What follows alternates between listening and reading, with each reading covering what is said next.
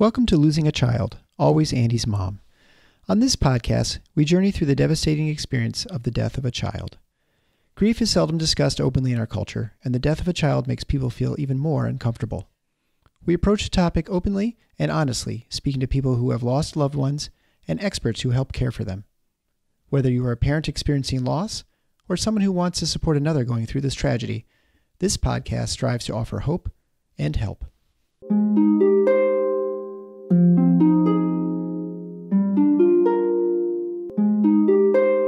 First of all, I just wanted to say I can't believe actually the timing of this. So, this week is the 3-year anniversary of Andy's death. And the whole month, actually, always from the 1st of August, it just gets to be really hard because I feel like everything is a countdown. And I don't know about you.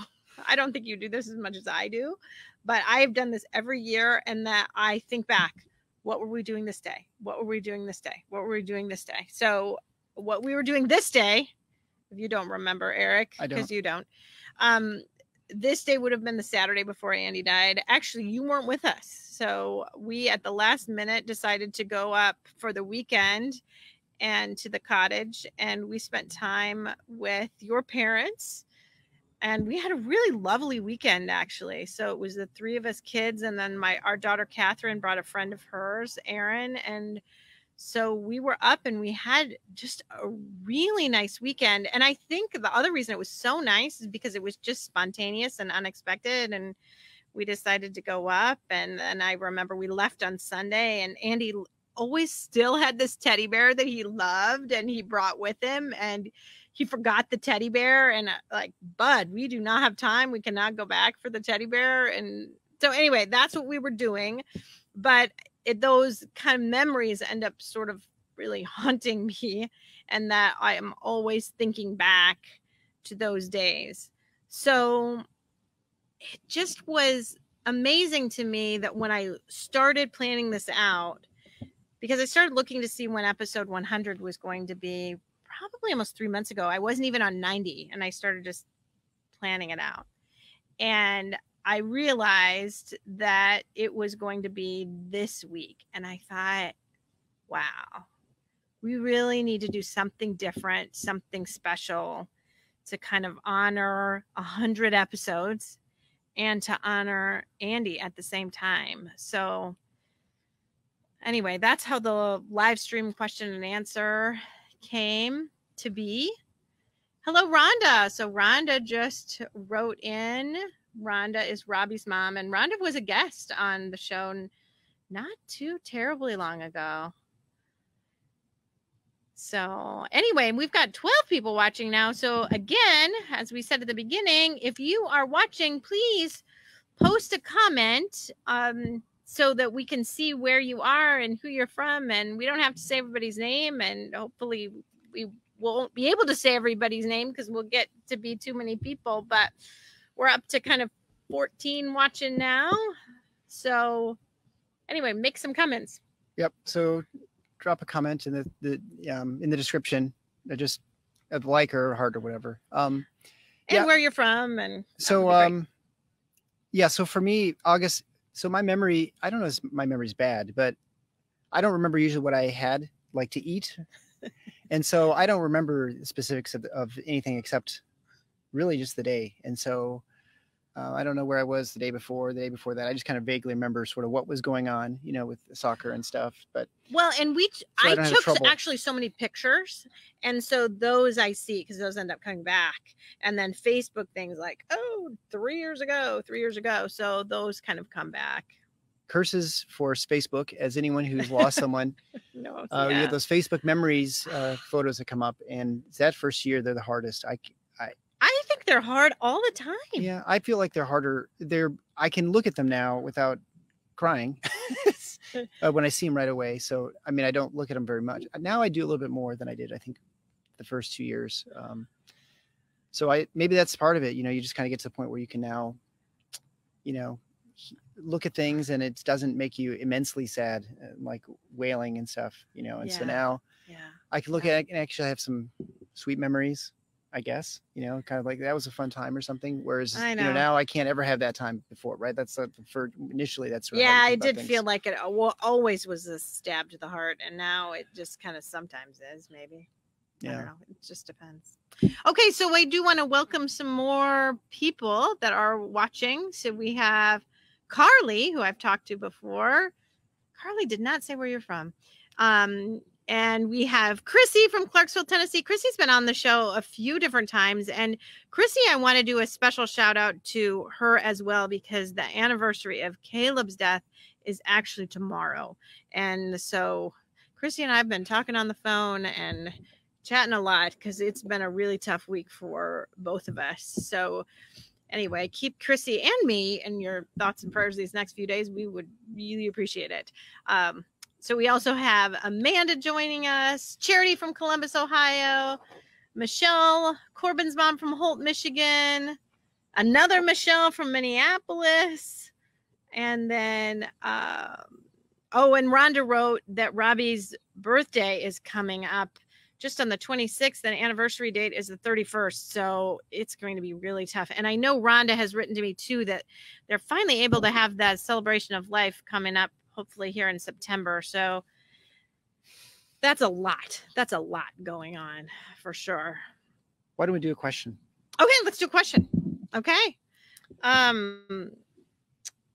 So we got some questions, and now I need to find them. So the first question I got was, what has someone done that has helped you through your grief? Do you want to take that one first? Yeah, I think for me, I had a friend, Ben, who would just go on walks with me. Mm-hmm. I mean, he's actually a counselor, and so he's a therapist. So I don't know if people always ask me, is your husband in therapy? And I would say, well, not officially, right? But his friend Ben takes him on walks that I'm pretty sure are therapy sessions. Yeah. So that was really helpful. I think, I think especially, I was listening to somebody today, it's really hard for men, I think, to have close friends in today's society. I don't think we have many. And so I think you can become very isolated, and you rely on other people to help you, because, I can't rely on Marcy, because you're going through the same thing. And so it was helpful to have someone who just talk to you about stuff and how just life sucks, and, things are tough. And then we talked about other stuff too, which is what you don't want to just talk about the death of your son, so that was super helpful. I think just having someone who's just around and just talking, and, it wasn't therapy. I mean, I guess it probably was like I don't think it was like sneaky therapy, but I think it was just, that's what therapy is, right? You just go and talk to someone. And so just having someone you can talk to. And so that it's as hard as a man, I think, especially as an introverted man, that you just don't have a ton of friends. And so it's helpful having someone to just spend time with, and it probably helped me getting out of the house from you too. So you have some time for yourself. Yeah. And I always felt good if you're going on a walk with Ben. I always would feel like, okay, good, because I felt a little less pressure, because sometimes I think, as the mom and as the wife, you feel this need that you need to care for everyone, right? I'm supposed to take care of the kids. I'm supposed to take care of my husband. And when I knew you were doing that walk with Ben, I felt like, okay, Ben's taking care of him today, and almost for the next couple days, I feel like I don't need to worry about taking care of you, because I knew Ben sort of was. And so that was really helpful. So that helped both of us. So it did help both of us. Yeah. So I actually had 4 really specific people that I thought that did 4 very different things for me. And so I wanted to share all of those, and I actually got permission from all 4 of them to share. So, and that was in the first days of grief. And I feel like different people have different talents and skills and do different things for you. So, first of all, the night of the accident, we obviously were taken to the hospital, and 3 of these women were there. Like, they came immediately and were there with me. And I'm going to start out by my friend Michelle, who was the first one to log in here. So little shout out to Michelle. So Michelle was one of my first calls that we were there. It was supposed to be an office party, and she actually works from my office, so she should have been there, but wasn't. So when I couldn't get a hold of her, people from the office were frantically calling her too, that this horrible accident had happened and she needed to talk to me. So she was there, and like I was in the ER and they were checking me out and literally cutting my clothes off of me. And Michelle was there holding my hand, and she held my hand until I had to go in that CT scanner. And when I felt like I couldn't breathe and I just wasn't going to be able to go on, she was right there. And when things needed to be done, when, you know, we needed to plan a funeral and we needed to get food for the family and we needed to figure out who was sending all of the stuff, she just took over. And my family, my like extended family, my sister-in-law, all my relatives so appreciated her, because here she comes with a clipboard of write down the name of the person, write down what they brought, write down all of this stuff. And then she went to Costco and printed all of these thank you notes that I wouldn't have to do that. She just took over. So it was just tremendous. She also was the one to talk to the police. And she's the one that was our media spokesperson that would talk to the media and was kind of that filter for us. So she was huge in those first days. Then the next person I want to talk about is my friend Kara, because my friend Kara, she was there to really just weep with me when I needed someone to weep with me. She was just right there beside me, crying with me. And sometimes that's what you need, actually. You just need someone to sit and cry with you.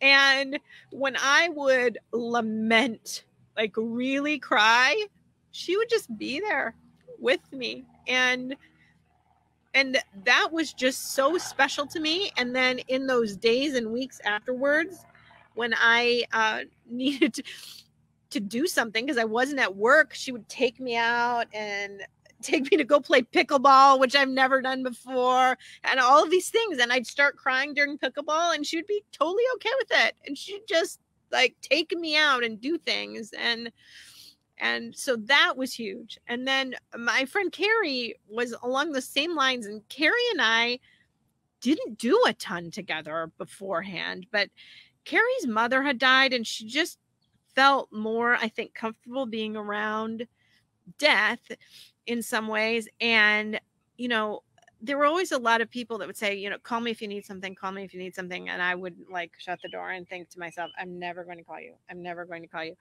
And there were days when I didn't want to get out of bed and I was just so sad.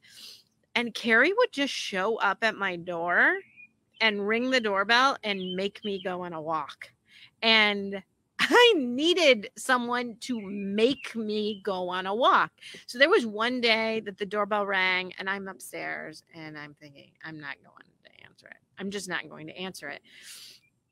And then it rang again and I went downstairs and I answered the door and it was Carrie. And she said, it's time to go on a walk. We need to go on a walk. And I'm like, I said, okay. I wasn't going to answer the door. And she said, well, you don't understand because I wasn't going to leave. And so she just was going to be there to push me to just be there. And I needed that. And I needed someone to say, I'm not going to go away and I'm just going to keep on the phone with you or I'm going to keep showing up at your door and doing stuff. And then the last person I wanted to talk about was my friend Tina. So Tina also was there the night of the accident. And she is a very high up in the hospital system. She's like a tremendous, powerful person. And she just was there. And the day that after the accident, we had to decide on where we were going to do this funeral. And we didn't know where. I mean, we knew we wanted to have the funeral at our church, but our church was undergoing construction. And so we couldn't do a reception afterwards. And the pastor's like, we can talk to other churches. I don't know what to do. And Tina said, we should have it at Meyer Gardens. And I was like, that's going to cost a lot of money, because Meyer Gardens here in Grand Rapids, it's beautiful. I mean, people have weddings there, but like rich people have weddings there. It is not a cheap place to rent out. And she said, you let me worry about that. And we had the most beautiful reception, and I never saw Bill. She just took care of everything. And every day in those first days after work, where she had this very powerful job, she would just show up at my door, just show up. And when I needed to write the obituary, she sat there beside me and wrote the obituary. And her quiet strength, because that's what she was. She didn't talk a lot. She just had this quiet strength. And sometimes you need somebody around you that's just strong, that you can just rely on their strength. And that was her to me. When I felt like, when I need somebody really strong who might tear up a little bit, but isn't going to be the one to cry with me, that's when I needed Tina. So it just, each one of them did something so special, and I just wanted to honor them, and then talk about the importance of having different people in your life to do different roles, and knowing that one person can't do it all and doesn't have to do it all. And it's beautiful, I think, to have different people do different things for you, and that you don't burn out somebody either and make them kind of do too much. So anyway, that was a really long answer, and I apologize for all that, but I do feel like it was important to kind of go through all of it. Yeah. I think, that just points to the fact that we all have different gifts, and, Right. you work on your strengths and whatever it might be, if you're trying to help someone, and to try not to do things that you can't do. I mean, you can always go outside your comfort zone and to try and do some new things, and you may be stronger than you think. But you shouldn't feel like you're a failure if you can't do certain things. So I think it's important. And I think, when you look at this podcast, when it comes to Marcy, her strength is, well, she likes to talk. And because she's a pediatrician, that's what she does. She helps take care of people and families. And this is really an extension of what she does as a job. And she was doing this kind of before you even were working. I mean, you were kind of, I think, started this. Oh, the podcast? The podcast. Before I went back to work, before we went back to work. Mm-hmm. And so it has been a healing thing for you. And I know, I mean, I've read a lot of these emails. It's amazing community of people who've been helped by this. And it's been an honor to really, to be a part of this. I haven't done a whole lot except just encourage you in general. But we set up the Andy's Mom, or the Always Andy's Mom nonprofit site, so that you can do more stuff. And so, she's not very good at asking for help, whether after Andy or even now. Right. And so I think it's important, if you find this helpful, and this is, I'm the treasurer, I guess, of our organization. Yeah. So he's the treasurer. And what's funny is that he tells me, well, because now I did hire someone to help me with my social media, and I hired someone to help me with my editing, so I don't have to do everything, because it was getting to be a lot.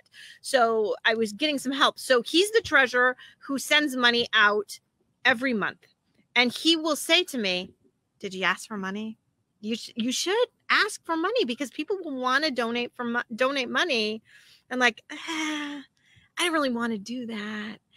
And it's very ironic that I'm doing this today, because yesterday I was on a different podcast. I was interviewed on another podcast, and I will post that later when it's going to be released.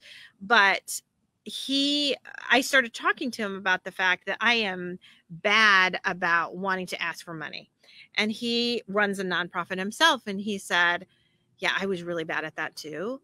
And he said a few years ago, this nonprofit would bring in money, and he had this person that would send $50,000 every single year. He would send $50,000. And one year, the $50,000 check didn't come. And he said to his friend, like, wow, I'm really disappointed. This $50,000 hasn't come. And he said, well, did you ask? And he said, well, no, I didn't ask. I'm not going to ask. And he said, well, isn't your mission worth it? And he told me that, and I started to cry, because I thought, wow, do I not think my mission is worth it? Because of course I think my mission is worth it. Of course I think it's worth it to reach out to people and to help people. And I thought, that's really not honoring of the whole thing to act like it's not worth people, sending a donation or sending some money. And anyway, it really was very powerful to me. And Eric was going to come on, and he was, well, and he still can, and kind of give a little pitch, but I kind of thought to myself, it's worth it. It's worth it to do it, right? I can just say, for one thing, I mean, we don't, the money goes towards just every penny goes towards the production, the promotion of the show. And so it goes towards the things that Marcy was doing that she doesn't need to do, like posting these on social media. We've got someone who does a great job, fantastic job with that. And it's been and it used to stress me out, honestly. And it's great. And then also, someone who edits the show, which it's not super expensive. We found someone who does it and who's been felt very blessed to be part of this process as well. Well, and both of them actually but pretty inexpensive. But that frees up Marcy not only for the time so that she can focus answering emails and those sorts of things, but also it really helps the fact that she just can get away from, caring for people a little bit in some sense for those 3-4 hours when you're editing, because it would take a long time, and it doesn't become so overwhelming, the whole podcast process. And so that's been probably the best part of it for you, in that it just lets you focus on, yourself on what I like too, and not the social media, which really did stress me sure. out, Yeah. Was that? Well, and someone Michelle just wrote, don't forget to promote Amazon Smile. And that is totally true, because that is an easy way. I mean, think about how much stuff people buy on Amazon now. If you type in smile.amazon.com instead of just amazon.com, they will ask you what charity you want to promote. And if you put in Always Andy's Mom, then I think we get like 0.5% or something. We get like a little amount, and it doesn't actually take anything away from you. And it's just an easy thing to be able to do. So anyway, so if you want to support the show, you can obviously go there. You can go to the website, and you can just make a PayPal donation. And that's really the only pitch, I think, for the show. But I think it'd be nice for people to realize that they can do those things to support you and what you're doing. And I think there's some things we want to do, and reach out to more children's hospitals, maybe, and their bereavement units, and to because that's already at Toronto, the sick kids, and then also at St. Jude, you said, in Memphis. And so we'd like more people to have access to this. And actually, if people are listening either live or later, and they know of somebody that runs bereavement at a children's hospital, or they have some sort of connection, please let me know, because I would really like to be able to reach out to others. Okay. So I wanted to do a couple more questions. Of these comments. No, I'm going to do some comments. So I guess you're in charge. So go ahead. I am in charge. So Carly wrote also to be grateful for the Facebook memories, because she said her Facebook was hacked a month after her son died, and everything she ever posted about him was gone. So, wow. I think it's hard to see him, but it would be harder not to see him in some ways. Sure. Yeah. And Amanda wrote, hello. Thanks for sharing. And her son B, she was on the show, would be his 16th birthday on Saturday. So she is joining us from Florida right now. And then Joni says, thank you for being here. Joni's Martin's mom. Joni's from New Mexico. And I'm going down, and Gwen is on. So Gwen wrote, congrats on episode 100. So she's coming to us from Grief Guide. Charity, I think I already said, Charity's son was killed in a car accident in January. Cameron, forever 26. And Vicky is writing to us. Shalise is writing to us too. Shalise is my cousin's wife, so that's exciting. So also, and to Gwen, thanks so much. What a gift you've been to Marcy and to our family and to the podcast and all the people who listen. I think your episodes. So I don't listen to every episode. I try to, but I get behind. But I found I really do learn things from everyone who has their show. Their stories. It's a way for me to not only learn something, but also kind of check in to see how Marcy's doing. So it's been good that way for me too. Okay, right. So next question. Is there anything that you feel helped your children heal while going through the tremendous loss of their beautiful brother?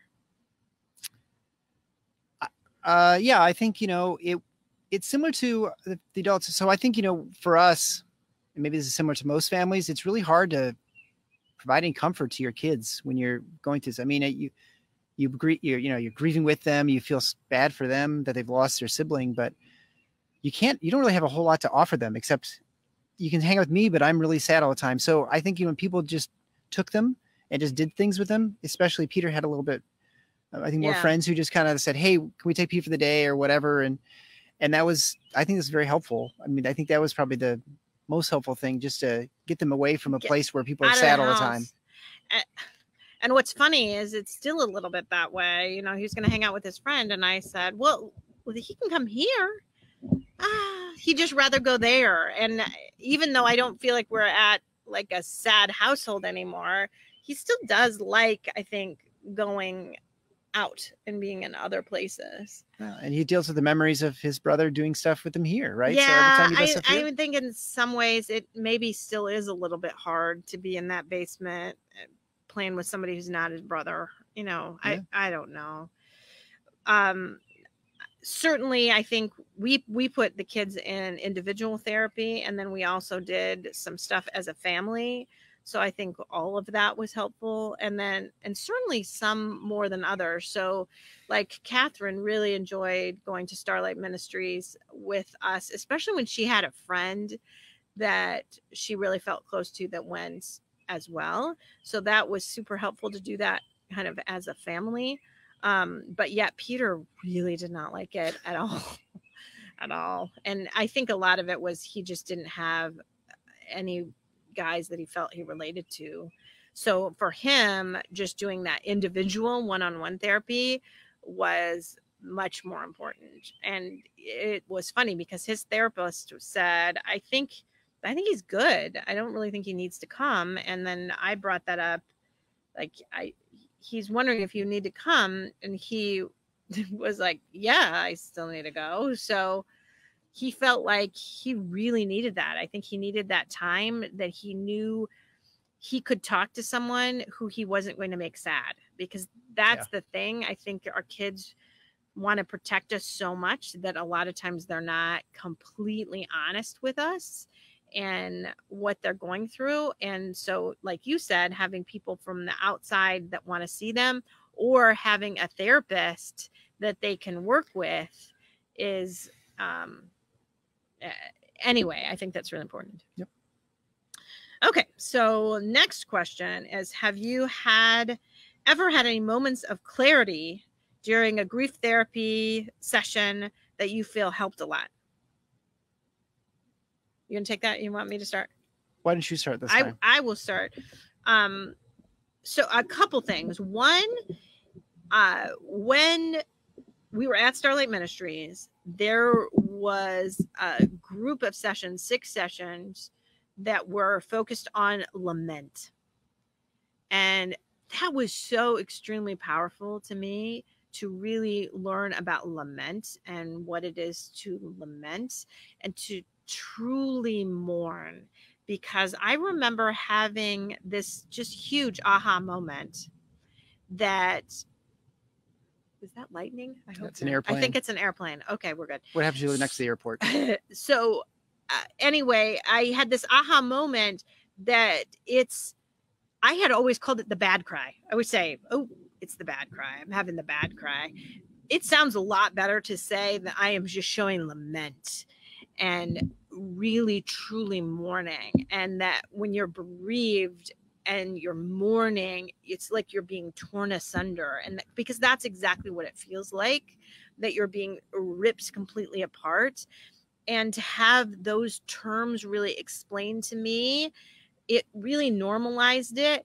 Like, lament is normal and good and has gone on throughout the ages. And when you are mourning and bereaving someone, you are being just ripped apart, and that is completely normal. So you don't feel like you're doing something that's abnormal. Anyway, normalizing that was big for me. Yeah. And for me, I think, one of the things was recognizing that people survive and that I'm not the only one who's gone through this.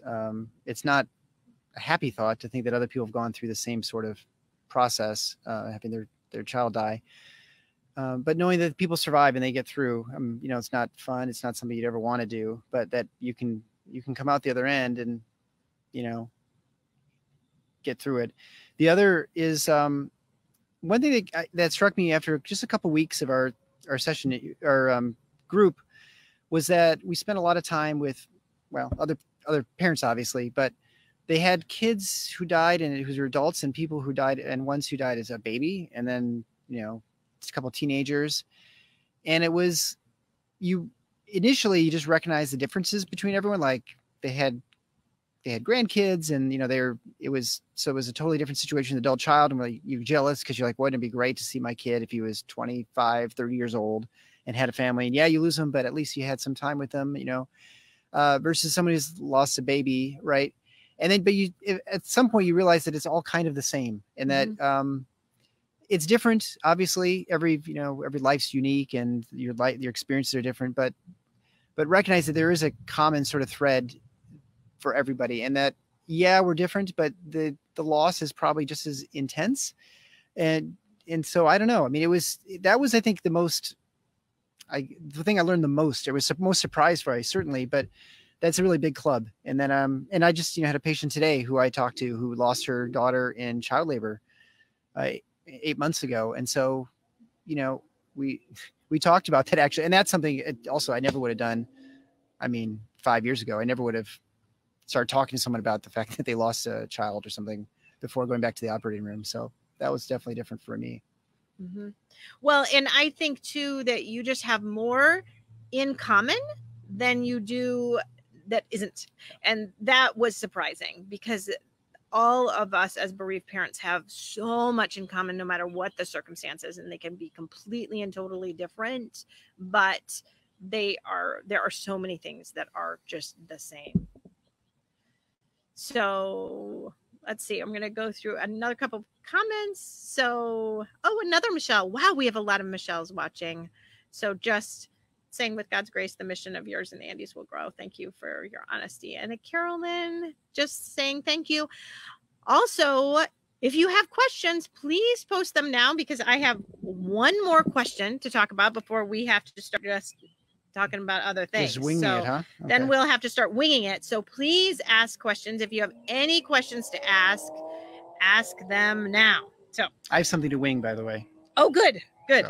So the next question is, we sort of have addressed this a little bit, but do you feel getting grief therapy as a couple has helped if you've done this? Well, I guess we didn't do it as a couple. We did a group as a couple. Yes. Because we tried it once as a couple and it was weird. Oh yeah. That just was one of those things where it just didn't work. The therapist was not the right person or whatever. I don't know. But yeah, it was one-on-one therapy just as a couple.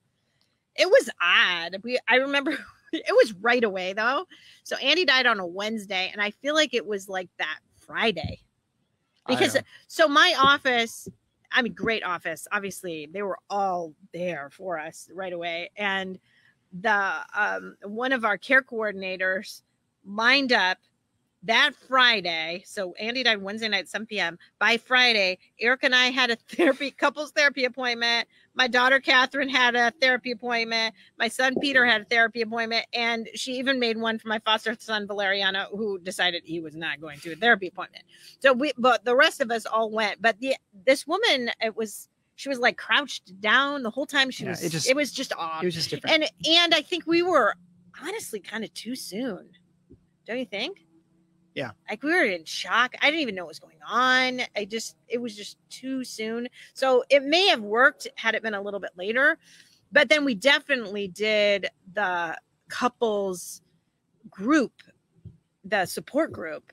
And that was huge for us to do it together. Yeah. There's actually a question from another Michelle, or maybe this is one who's been on there before, asking about how to reach children's hospitals. I think, if you've been through the Children's Hospital network, like, your kid was there and you dealt with it, there's probably a grief coordinator or someone. I think we just reach out to them and just have them, either you can get the information for us to reach out to them, to talk to them about the show, to offer it as a resource for parents, or they can have them contact Marcy just through the So through when email? I think the question might be more about how we have done that so far. And so far, We haven't. well, no, that's not true. So Okay. at DeVos Children's Hospital here in town, I actually work with them a fair amount. Right, yeah. So, you know, they wanted to do something for Mother's Day. So they designed, I thought bookmarks would be a good thing. I said, everybody gives you books. We get all sorts of books. Sometimes you read them, sometimes you don't. But, oh yeah, see, that she's clarifying. How do you serve them? Right. So I helped with doing a bookmark and that they sent out to all the moms. And and what they wanted from me now, she just sent an email asking for a little card that we could hand out to say kind of what we do.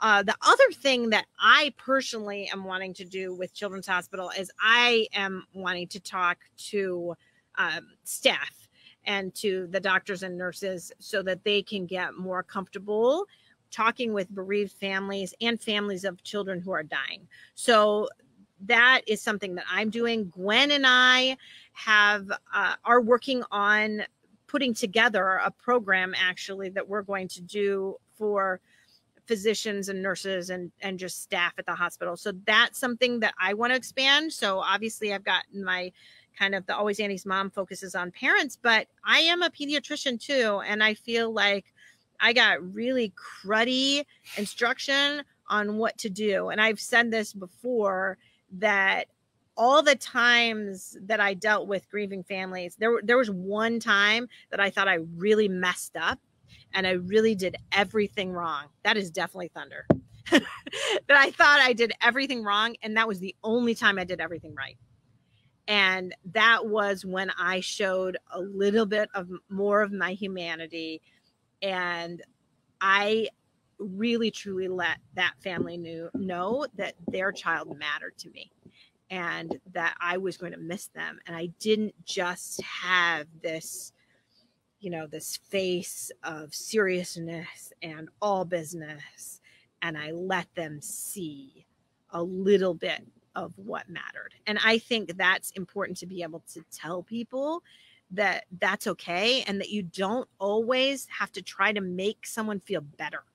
That a lot of times the best thing to do is to just sit beside someone and know that you're not going to fix it and be okay not fixing it.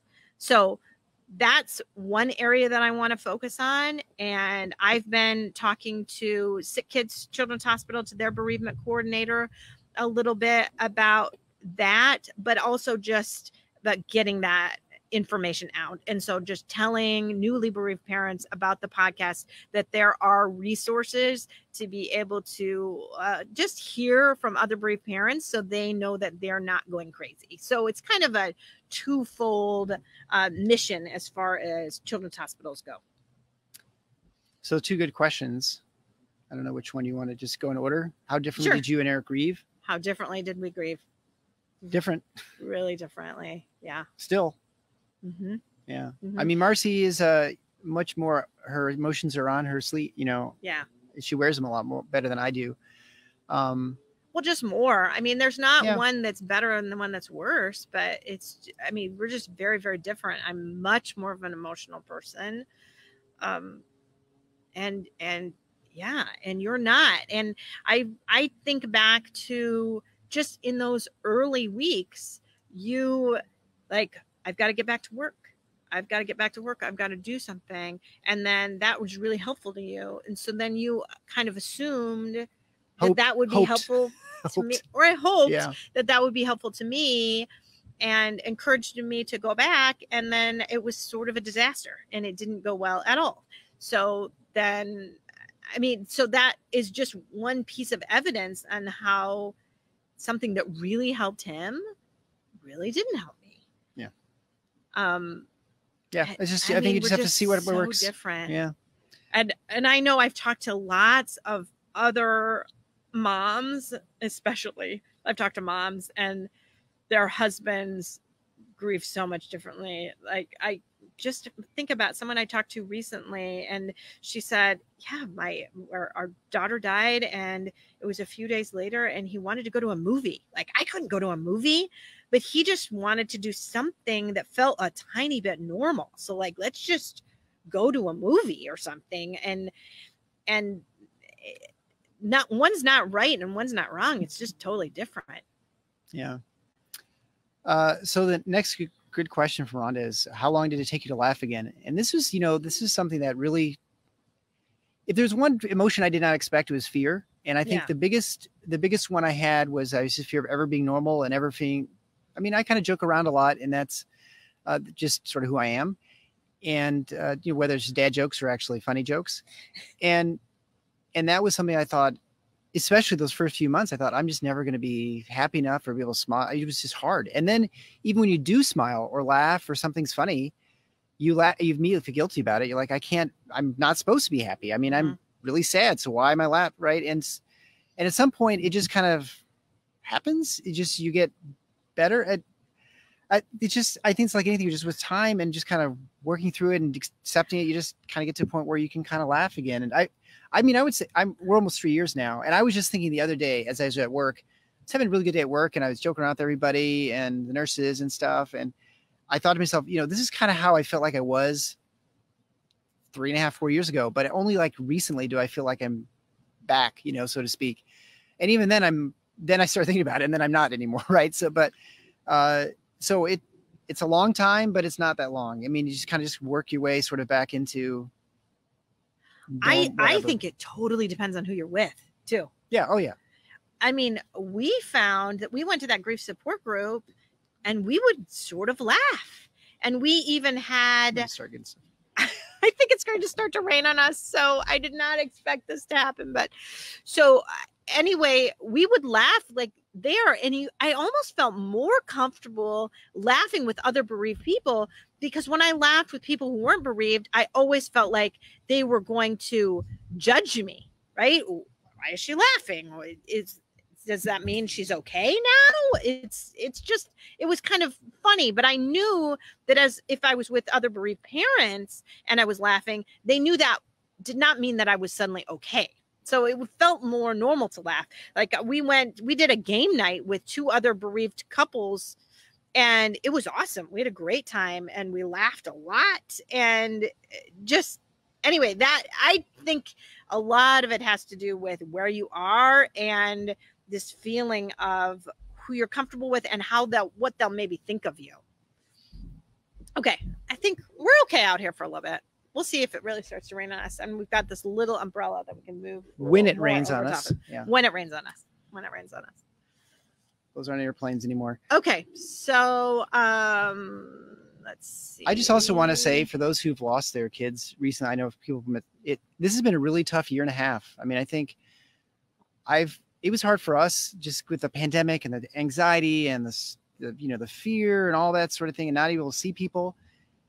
I can only imagine what it's like to try and go through this now. The whole time I've been thinking about how hard it is for people who've gone through this sort of tragedy, which, never would have thought of 5 years ago that something happened. Mm-hmm. Mm-hmm. And so my heart goes out to you, and just, that it just makes the struggle even harder, so I don't know.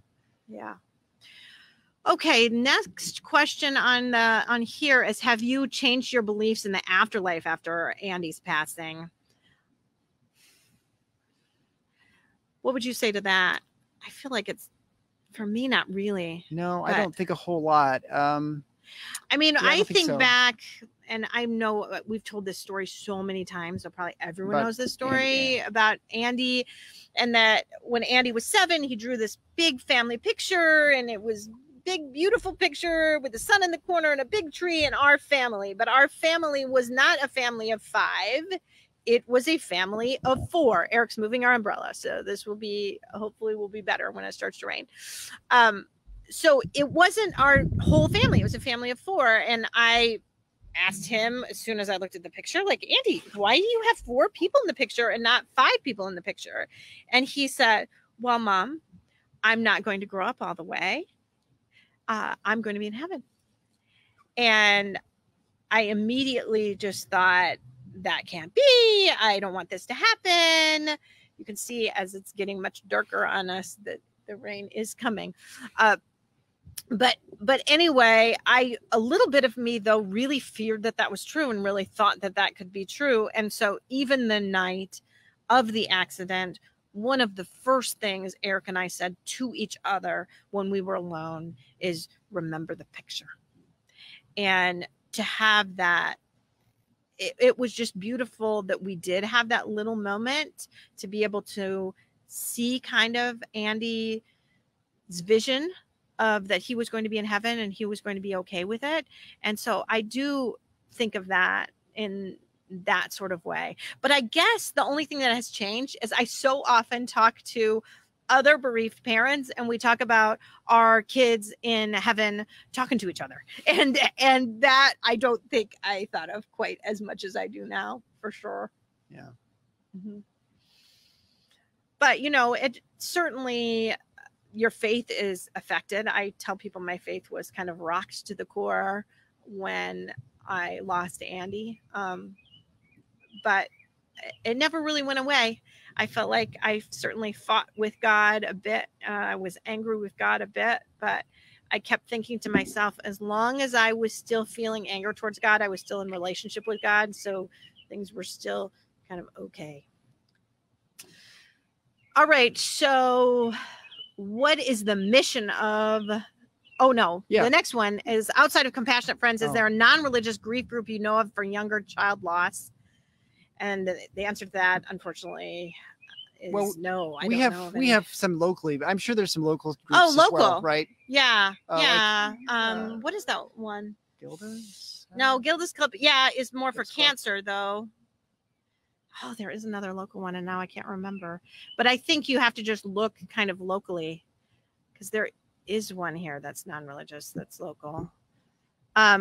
Then the next thing is, what is the mission of the nonprofit? Is it more than supporting the podcast? And I'd say it is, but I think more broadly it's supporting Marcy's work, which includes the podcast. But again, like we're trying to get her to, COVID's thrown everything off, right? But it was to try and get interact with physicians and medical personnel so they can understand, like you mentioned, going to hospitals and talking to the staff about how to deal with grief, to help those hospitals in their bereavement outreach and sort of helping people the next step for parents. I would love, if we could, right now we don't have anyone really supporting the whole nonprofit at all, except for us. So it has been more focused on the podcast, but I would love to be able to expand it out and retreats.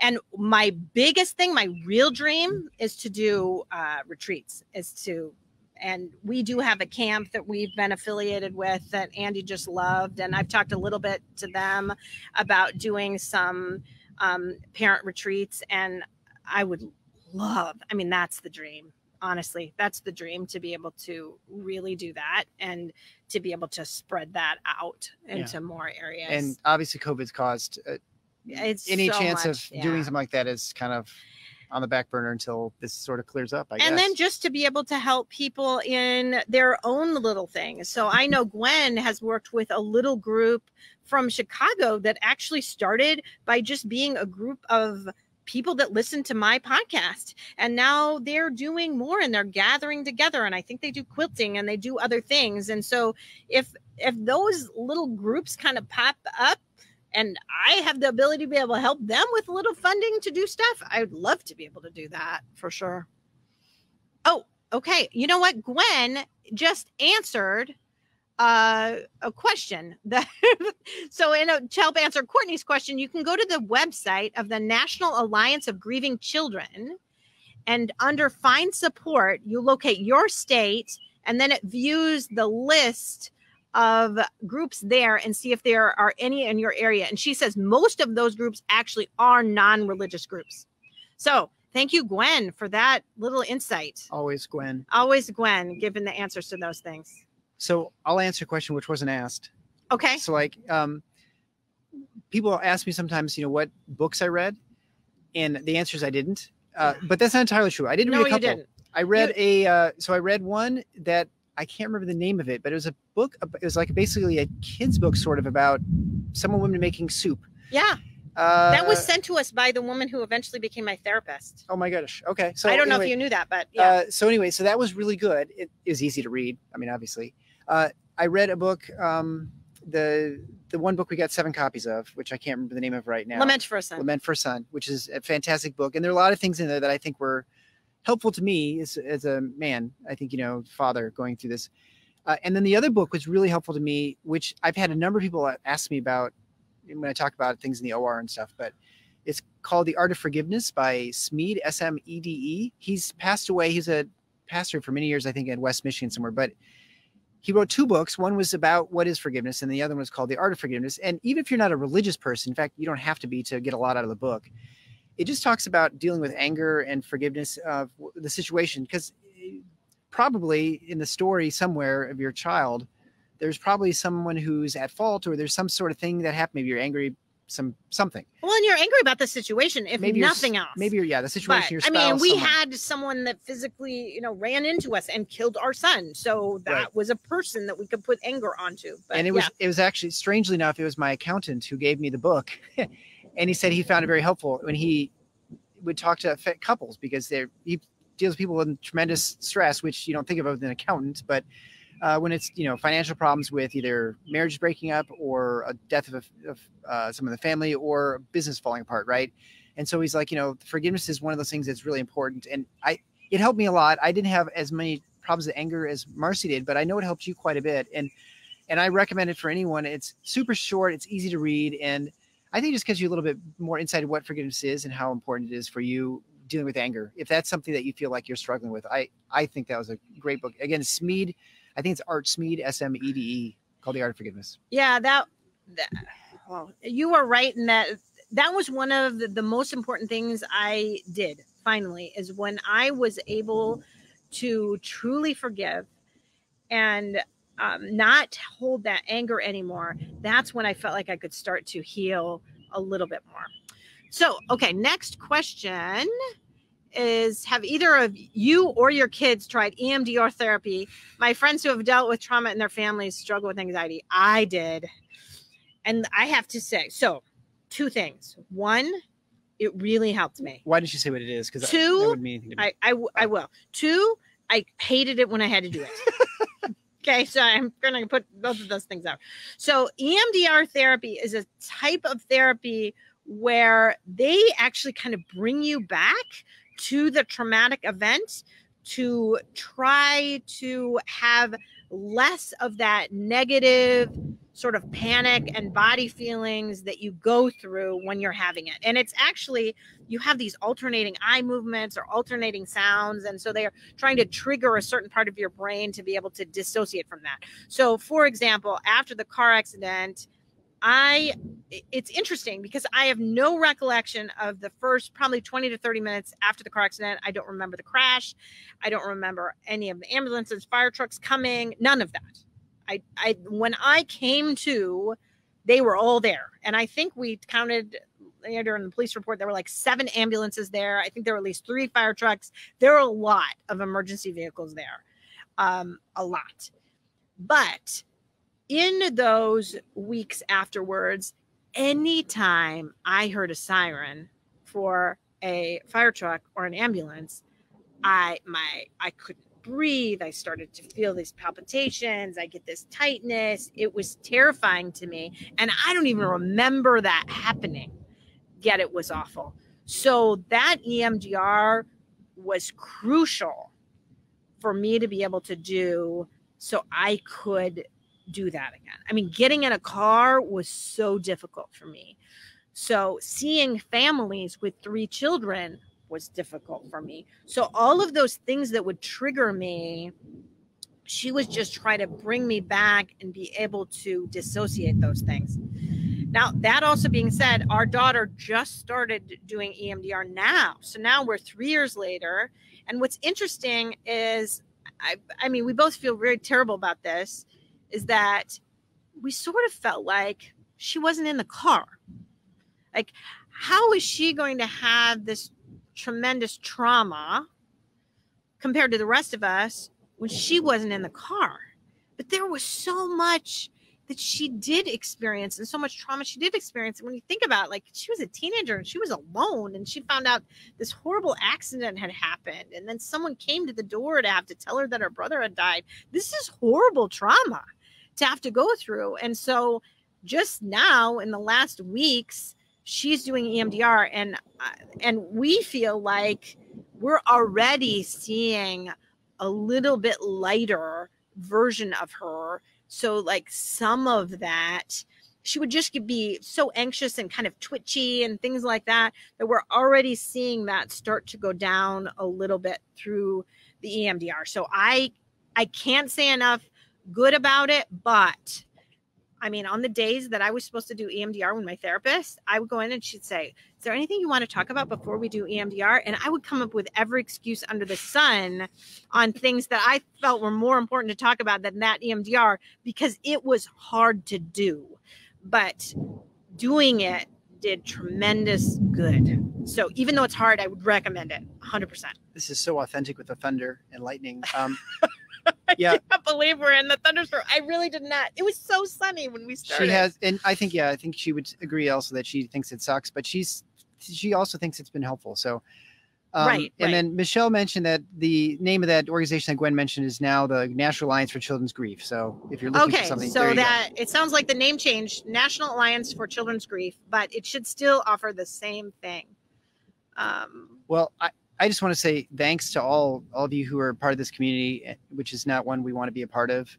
But it's been really tremendously helpful to me just to see your stories and listen to them and to see how much Marcy's helping. I mean, I think that's why we do this, to try and help people. So, well, and I have one more kind of closing thing. Sorry. I wanted to ask one more question. And so we are thinking about, Gwen and I are thinking about doing this more regularly, doing this as a Q&A, some of our sessions together, and having people ask Gwen and I questions directly. And I don't know if we do it in the evening or the afternoon or what time of the day, but I just, from the people who are still watching, want to know if that would be helpful, if they think that's something they would like. If you're listening to this later on the podcast, when it's released tomorrow on the podcast, just write to me at marcy@andysmom.com or message through Facebook or Instagram at Always Andy's Mom. If you could let me know if that's something that you think might be helpful and interesting, because Gwen and I certainly are thinking about kind of going that direction. And maybe still we'd have a subject that we were planning on talking about, but just opening things up a little more to Q&A. Well, if we ever needed a better way to have to stop the show, I think the thunderstorm that is maybe 1 minute away from and it is now raining. We are under cover of umbrella, so we're not getting wet yet, but I think it's going to get worse soon. I know my social media guy is going to want me to stay under an hour, because if we are under an hour, then he can post this directly to Instagram tomorrow. So we are at close to 59 minutes. Yep. So I would love that. 1 hour. Yeah. Sitting under an umbrella during a lightning storm, it may not be the best idea. So, so I do have, oh, great. I've had 3 people write that they think that the Q&A with Gwen would be awesome. So keep letting me know. And last, the live videos would be very welcomed and helpful. So I think that sounds like maybe that's going to be a good idea. So we're thinking maybe next month sometime, Gwen and I will do one of these together. All right. So thank you so much for logging in and watching us today as the thunderstorm's coming through. Take care.